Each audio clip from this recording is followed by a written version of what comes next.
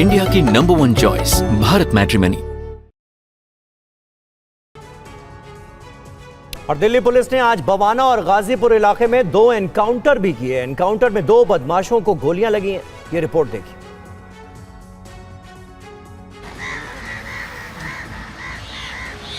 Delhi police और forensic विभाग की टीमें जांच पड़ताल में जुटी हैं। तस्वीरें राजधानी दिल्ली के बवाना इलाके की हैं, जहां दिल्ली पुलिस के स्पेशल सेल और बदमाशों के बीच मुठभेड़ हुई, जिसके बाद अंकित नाम के अपराधी को गिरफ्तार किया गया। अंकित मान गैंगस्टर राजेश बामनिया का रिश्तेदार बताया जाता है। मुठभेड़ के दौरान एक कांस्टेबल को भी गोली लगी है। दूसरी मुठभेड़ गाजीपुर में हुई, जिसमें गिरफ्तार किए गए बदमाशों की पहचान जाफराबाद निवासी अमीन और मोहम्मद दानिश के रूप में की गई है। दोनों पर हत्या, वसूली समेत कई मामले दर्ज हैं। पुलिस इसे बड़ी कामयाबी मान रही है। वजह यह है कि पकड़े गए दोनों अपराधी विदेश भागने की फिराक में थे और विदेश जाकर अपना नेटवर्क खड़ा करना चाहते थे। पुलिस के मुताबिक स्पेशल सेल को अभियुक्तों के बारे में इनपुट मिला था, जिसके आधार पर सुबह एनकाउंटर किया गया। घटनास्थल से पुलिस को 11 जिंदा कारतूस भी मिले हैं। और नए साल में जम्मू कश्मीर के कठुआ से पहले एनकाउंटर की खबर सामने आ रही है। देखिए टीवी 9 संवाददाता रमन सैनी की लेटेस्ट ग्राउंड रिपोर्ट। कठुआ के बिलावर इलाके के खोग में सुरक्षा बल और आतंकवादियों के बीच लगातार दूसरे दिन भी मुठभेड़ जारी है और टीवी 9 की टीम इस समय उसी इलाके के अंदर मौजूद है जहां पर यह बड़ा ऑपरेशन चल रहा है। दरअसल कल दोपहर बाद यहां पर सुरक्षा कर्मियों की जानकारी मिली थी, करीबन 2 से 3 आतंकी जो हैं इस घने जंगल के अंदर छिपे हुए हैं और उसी के आधार पर यह एक कॉम्बिंग ऑपरेशन लॉन्च किया गया था। और शाम ढलते ढलते आतंकियों के साथ मुठभेड़ की शुरुआत हुई, जिसमें एक आतंकी जो है वो इंजर्ड बताया जा रहा है। और फिलहाल अगर आप देखेंगे तो ये पूरा इलाका सुरक्षा कर्मियों के घेरे में है। ठीक सामने जो आप पहाड़ी देख पा रहे हैं, इस पहाड़ी के उस पार जो जंगल है वहीं पर आतंकी छिपे हुए हैं और लगातार ये आतंकी जो हैं वो इस समय सुरक्षा कर्मियों को टारगेट करने की कोशिश कर रहे हैं, क्योंकि इंटेलिजेंस इनपुट लगातार इस बात को लेकर मिल रहे हैं कि नए साल के मौके पर आतंकी एक बार फिर किसी बड़ी आतंकी वारदात को अंजाम देने की कोशिश कर रहे हैं और उसी कोशिश को न्यूट्रलाइज करने के लिए, उसी कोशिश को पूरी तरीके से नाकाम बनाने के लिए यहाँ पर सुरक्षा कर्मी जो हैं वो पूरी तरीके से डटे हुए हैं। जम्मू के वैष्णो देवी मेडिकल कॉलेज की एमबीबीएस की मान्यता को रद्द कर दिया गया है। कॉलेज को पिछले साल ही एमबीबीएस कोर्स चलाने की मान्यता मिली थी और इसके बाद विवाद बढ़ गया।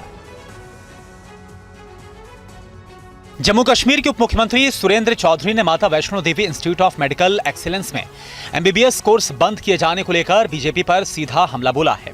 उन्होंने इसे जम्मू, खासकर जम्मू संभाग के बच्चों के भविष्य के साथ अन्याय करार दिया। बीजेपी आज खुशियां न मनाए बल्कि उनको ब्लैक डे मनाना चाहिए जम्मू सूबे के इतिहास में, क्योंकि जम्मू के साथ आज बीजेपी ने एक बहुत बड़ी डिस्क्रिमिनेशन की है और आने वाली नस्लें बीजेपी को सवाल पूछेंगी कि बताओ आपने माता वैष्णो देवी जो मेडिकल कॉलेज था वो क्यों बंद कराया, और बीजेपी को इसका जवाब देना पड़ेगा। दरअसल कॉलेज पर आरोप था कि 2025-26 के पहले बैच में 42 मुस्लिम, 7 हिंदू और 1 सिख छात्र का नाम सीट अलॉटमेंट लिस्ट में रखा गया और इसके बाद कई हिंदू संगठनों ने विरोध प्रदर्शन किया था। उन्होंने कहा था कि सीट बंटवारे में भेदभाव किया गया, हिंदू छात्रों की अनदेखी की गई, इसलिए एडमिशन लिस्ट तुरंत रद्द होनी चाहिए। साथ ही हिंदू संगठनों ने मांग की थी कि ये कॉलेज माता वैष्णो देवी के भक्तों के चढ़ावे से चलता है, इसलिए हिंदू छात्रों को प्राथमिकता मिलनी चाहिए। और बिहार के सराफा व्यापारियों ने सुरक्षा कारणों के चलते एक अहम फैसला लिया है। क्या है ये फैसला, आइए देखते हैं। पटना में ज्वेलरी शोरूम के बाहर इस तरह के नोटिस लगाए गए हैं, जिसमें लोगों से हेलमेट, मास्क, बुर्का और हिजाब हटाकर ज्वेलरी दुकानों में एंट्री की अपील की जा रही है। All India jewellers and gold federation की बिहारी इकाई ने साफ कर दिया है कि यह फैसला सुरक्षा कारणों से लिया गया है। इस फैसले को किसी विशेष धर्म से जोड़कर ना देखा जाए। हम लोगों ने jewellers association, all India jewellers and gold Smith federation ने, बिहार चैप्टर ने एक डिसीजन लिया है अपने सुरक्षा के तहत कि भाई जो भी हमारे कस्टमर फुल हेलमेट पहन के आते हैं या मफलर से पूरा बांध के आते हैं, महिलाएं कोई हिजाब लगा के आती है, तो हम उनसे रिक्वेस्ट करके उनका रिक्वेस्ट करेंगे कि अपना चेहरा आइडेंटिफाई कराए, फिर उसके बाद हमारी दुकान में आए। कोई बैंड वैंड का कोई हम लोगों ने नहीं कॉल किया, तो बैंड हुआ है, ये आप गलत बोल रहे हैं। और आप लोग का ही ये देना, जो बुर्का शब्द को अभी प्रयोग कर रहे हैं वो मीडिया का ही देना, हम लोग की तरफ से बुर्का शब्द हिजाब कहा गया। हिजाब चूंकि चेहरे का आइडेंटिफिकेशन मिटाता है, इसलिए शोरूम कर्मचारियों का साफ कहना है कि पिछले दिनों हुई चोरी की वारदातों के चलते ये फैसला लिया गया ताकि वारदात में शामिल लोगों की पहचान की जा सके। लखनऊ के केजीएमयू मामले में अभियुक्त डॉक्टर रमीज मलिक के घर पर प्रशासन ने कुर्की का नोटिस चस्पा किया है। क्या है पूरा मामला, इस रिपोर्ट के जरिए देखिए। लखनऊ के केजीएमयू में महिला रेजिडेंट डॉक्टर से दुष्कर्म और धर्मांतरण का दबाव बनाने का मामला बढ़ता जा रहा है। अब प्रशासन की टीम ने फरार चल रहे अभियुक्त डॉक्टर रमीज मलिक के घर पर कुर्की का नोटिस लगाया है। तस्वीरों में आप देख सकते हैं कि रमीज मलिक के घर पर कुर्की का नोटिस चस्पा है। सूत्रों के मुताबिक मामले की जांच कर रही केजीएमयू की विशाखा कमेटी ने डॉक्टर रमीज मलिक को दुष्कर्म का दोषी माना है। फरार चल रहे डॉक्टर रमीज मलिक पर 50,000 का इनाम भी घोषित किया गया है।